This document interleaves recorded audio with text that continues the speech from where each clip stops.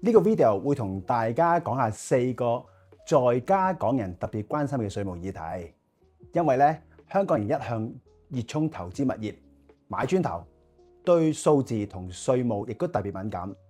加上香港嘅入息稅低，好多朋友都會考慮返香港或者已經返去香港做嘢。Hello， 我係 Edgar Look， 係 BC 省同 Ontario 嘅律師。呢度係 Centrality Law 公道人心 Channel。以下嘅內容只係分享，並不是法律意見。呢4個稅項由淺入深，分別係 PTT 離印、Income Tax 入息稅、Capital Gain 增值稅、SVT 即係空置稅。我會講下 What、Who、When、How much、Where 法定免稅即係 Tax Exemption 啦，同埋一啲少啲人講嘅竅門 Pro Tip。好多人會將呢4個稅項獨立咁睇，而呢個 video 咧會講係關聯性啦、互為影響啦，同埋在家港人要作出嘅取捨。第一 ，Property Transfer Tax 即係香港嘅離印啦，簡稱 PTT， 係 BC Ministry of Finance 收嘅。嗰個法例咧係叫做 PTT Act。記住咧喺 Google 嗰度打埋呢啲 keyword 落去，個 search result 咧會準啲嘅。幾時俾咧？買家喺 closing 嘅時候，大約俾2%。呢個法例咧有好多唔同嘅 tax exemption 免稅嘅，而對香港人嚟講咧，有3個會係特別關心嘅。第一就係 first time home buyer， 即係首次置業啦。第二咧就係 survivorship。如果有一個物業係生死契，當一方離世嘅時候，另一方拎去田土廳除名。呢個手續係唔需要俾 PTT 嘅。而第3個 exemption 咧就係 principal resident and related individual。如果父母將自住嘅物業加名或者聯名俾自己嘅子女，而佢哋係 Canadian citizen 或者 PR 嘅話咧，呢度都係唔需要交 PTT 嘅。有咩 pro tip 咧？如果喺成交當年交咗或者 exempt 咗個 PTT， 嗰年全年咧都係唔需要俾 SVT BC 省嘅空置稅嘅，而 SVT exemption 咧一陣間會講多啲。第二啦，就係 BC 省同香港離印嘅分別啦。好多近排搬嚟加拿大嘅香港朋友，當喺 BC 買樓嘅時候咧，都會考慮下單名啊，抑或係聯名嘅。因為舊時咧香港有個叫做第二物業附加離印，即係 AVD 啦。但係喺 BC 咧其實係沒有 AVD 嘅 equivalent 嘅，所以當你考慮單名或者聯名嘅時候咧，係並不需要擺 AVD 或者喺呢度嘅離印作為你嘅考慮因素。第三啦，雖然 PTT 咧係比較容易理解嘅，但係喺資產同遺產嘅分配咧係相對同相當重要嘅。第二個咧就係 income tax， 即係入息稅啦。我唔會叫做薪俸稅，因為咧喺加拿大咧，除咗 salary 之外咧 ，investment income 啊、rental income 啊、investment interest 咧，都係撥落去 income 嗰度打稅嘅。咁收稅嘅人咧係 CRA， 即係聯邦稅局啦。而相關嘅法咧叫做 Income Tax Act（ITA）， 同香港類似啦。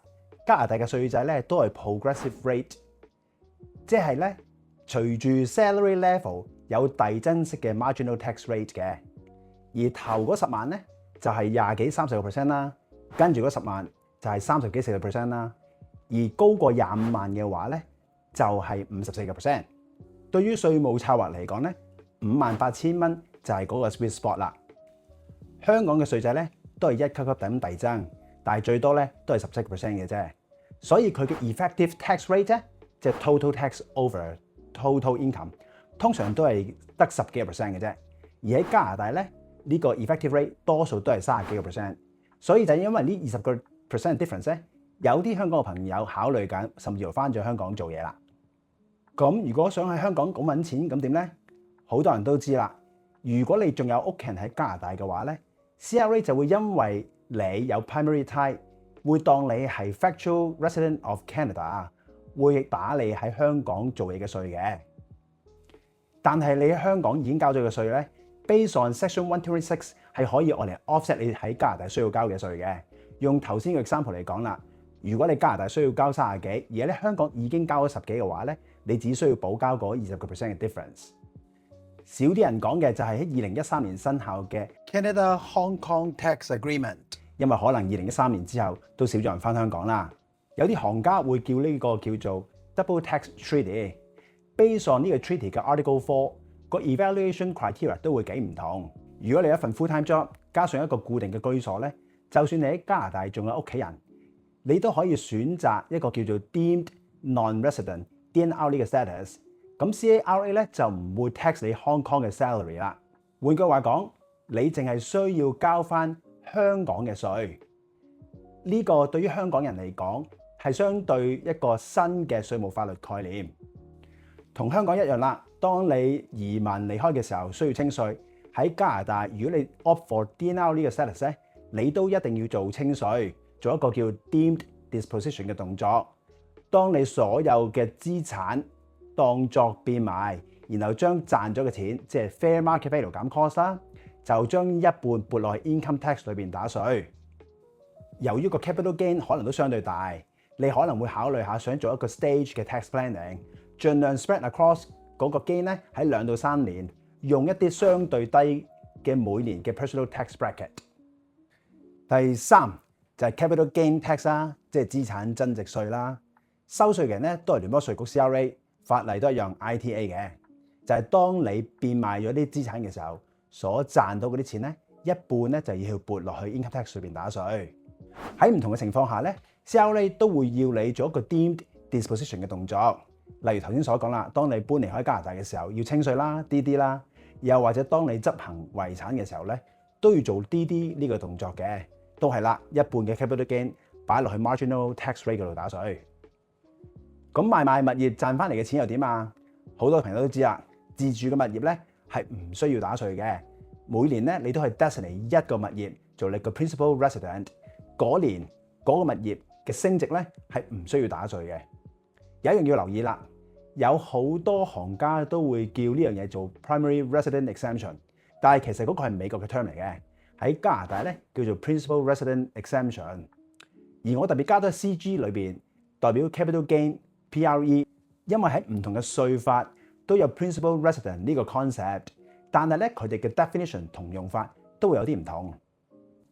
好啦，咁如果你返香港做嘢又點咧？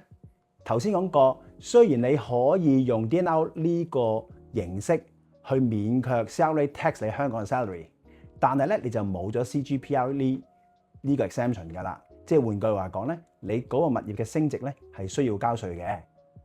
Pro tip 1，其實咧你亦都可以 keep 翻住你 factual resident 嗰個 status， 交翻 CRA 每年嘅 salary tax， 咁咧個 CGPRE 仍然生效嘅。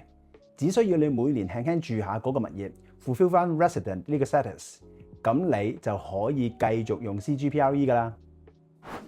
另外第二個 pro tip， 少啲人講嘅就係話，如果將你自住嘅物業出租，其實你可以用 Section 45(2) 去作出一個 change in use 嘅 election， 咁你就可以仍然繼續享有4年嘅 PRE， 甚至乎更多 ，depending on 你嘅 situation 啦。最後啦，第四啦。Speculation and Vacancy Tax（BC-SVT）， 我喺呢度講緊嘅係 BC 省嘅空置稅，而唔係講緊 Vancouver 或者聯邦個空置稅。收稅人嘅係 BC Ministry of Finance， 而嗰條法例咧叫 SVT Act。幾時要俾稅㗎？就係當你冇人住 vacant 嘅時候，或者你係 satellite family 嘅時候咯。等陣咧會講下乜嘢叫做 satellite family。喺2025年或之前咧，Canadian resident 係交 0.5%， satellite family 咧就交2%。喺2026年咧就分別上調到1同埋3%。咁有咩法定免稅啊？自住嘅物業就可以利用 SVT 嘅 exemption。咁但係留意啦 ，SVT、PRE 同 CGPRE 雖然都係講緊自住嘅物業免稅，但係佢無論佢嘅稅法啦、定義同用法咧都係有啲唔同嘅。頭先講過啦。當你喺成交嗰年，如果你俾咗或者 exempt 咗 PTT 咧，全年嗰年咧都係唔需要交 SVT 嘅。第三個 exemption 啦，就係如果你租層樓俾一個陌生人 at arm's length 6個月或以上咧，都係唔使交 SVT 嘅。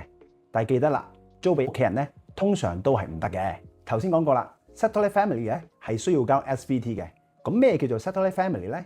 就係當兩夫婦嘅 unreported earning in Hong Kong多過 reported earning in Canada 嘅時候咧，呢個 family 就會變咗做 settle 嚟㗎啦。咁即係話，如果你搬咗翻香港揀 DNR 嘅話咧 ，likely 你都係會要俾 SVT 嘅。點解咧？因為 DNR 係唔需要向 CLA 報你香港 income 㗎嘛，咁自然嗰個 income 就會大過喺 Canada 嘅 reported income 啦。變咗 settle family， 咁就有可能要交 SVT 啦。Pro tip， 其實 family income 咧，淨係包括配偶嘅 income 啫，父母啊、子女嘅 income 咧，並不會撥落去 family income 裏邊嘅。所以如果你有一個 adult kid 嘅話咧，你可以考慮轉名俾佢。當然要視乎實質嘅情況同其他法律嘅考慮啦。另一個 pro tip 啦，就係咧，當你租出去攞嗰個 SVT exemption 嘅時候咧，你唔需要租全層樓嘅，你可以淨係租個 basement 啦，或者 legal suite 出去一樣得。第三啦，如果你喺12月31號之前賣咗層樓，你嗰年咧全年你都係唔需要交 SVT 嘅。所以如果你想翻香港做嘢，或者已經翻咗香港做嘢嘅話咧，你就要衡量下究竟用 DNR 個 status 啊，定還是用舊時嗰個 factual resident 個 status 啦。如果你用 DNR 嘅 status 嘅話，大約慳咗你20% 稅。假設你喺香港揾100萬年薪，咁即係慳翻20萬啦，即係大約4萬幾蚊加紙。如果你用 factual residence 咧，你就可以慳翻3% 嘅 SVT。假設你層樓係100幾萬加紙嘅話咧，3% 就係大約，亦都係慳翻4萬幾蚊加紙。畢竟喺加拿大嘅稅制咧，都係 based on一個叫 neutrality principle。無論你行邊一條路咧，其實大約交嘅稅咧都係差唔多。